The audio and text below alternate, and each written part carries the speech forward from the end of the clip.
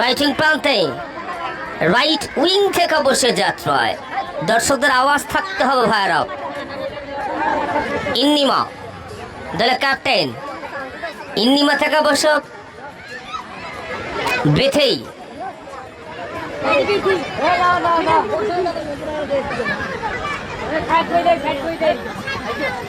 আরে এই বিথিটি সেই বিধি নয়। হ্যাঁ হয়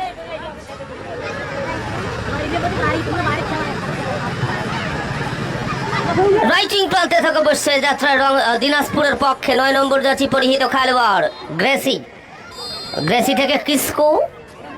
আমরা সোশ্যাল মিডিয়ায় দেখেছিলাম একটা আবেগঘন পোস্ট। নিজের মা ত্রয়, দিনাজপুরের পক্ষে ত্রয় থেকে ডান প্রান্তে যাত্রা বিথি থেকে পার্শ্বরেখার বাহিরে ত্রয় লাভ করেছে দলটা রংপুর, তাদের পক্ষে ত্রয়।